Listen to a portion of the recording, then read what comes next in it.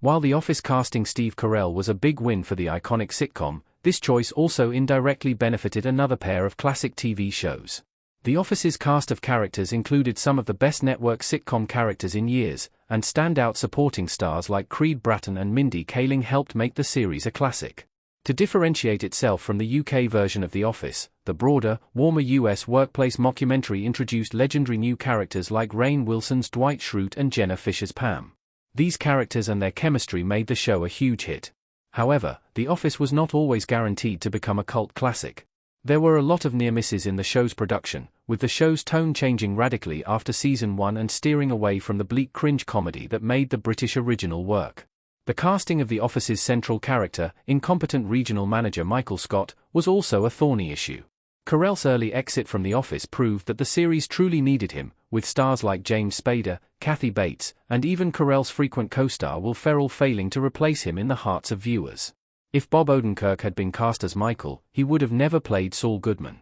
The Office could have accidentally ruined Breaking Bad.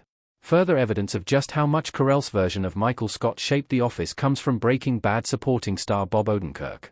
Speaking to Fisher and Angela Kinsey on the Office Ladies podcast, Odenkirk admitted that the intensity and aura of self-serious sadness that he offers even in comedic roles made him a bad fit for the project. Per the star himself, "I bring with me a little bit too much earnest seriousness, and it's just kinda there." While this earnestness complemented Odenkirk's comedic roles in everything from Mr. Show to Arrested Development, it wasn't quite right for The Office. Fortunately, missing out on The Office indirectly provided Odenkirk with the greatest role of his career, since this left him free to take on a supporting role in Breaking Bad in 2009. Odenkirk played Breaking Bad's immoral attorney Saul Goodman, a role that earned him unprecedented acclaim as a dramatic actor and eventually spawned an equally popular spin-off. Better Call Saul could not have been further from The Office in terms of tone, taking the dark tone of Breaking Bad and slowing it down into something even more contemplative, bleak, and brooding. How Bob Odenkirk's Michael Scott would have been different from Steve Carell's. Odenkirk admitted his screen persona was too dark for The Office. By Better Call Saul's ending, the spin-off had covered the entire story of Saul Goodman and his eventual unlikely redemption. While portraying Jimmy McGill's transformation from an ex-con into a criminal attorney was a perfect fit for Odenkirk's talents, the same sense of world weariness that the star imparted to the role would have suffocated The Office's protagonist. Odenkirk's Michael Scott would have been way too tragic, feeling more like the original show's outright unlikable David Brent than Carell's unexpectedly sweet, sympathetic take on Scott. Compared to Carell's oblivious Scott, Odenkirk's sitcom hero would simply have seemed too sad even in his most broadly comedic roles. Odenkirk generally offers a slight edge of sadness to complement the silliness.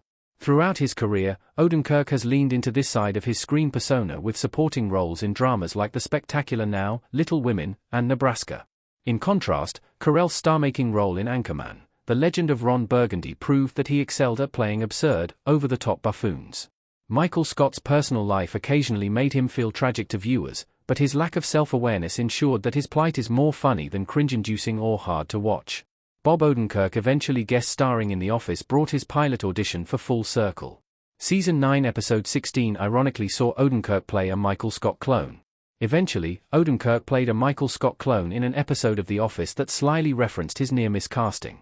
In Season 9, episode 16, Moving On, Pam attended a job interview and was struck by the similarities between her potential new manager and her former employer.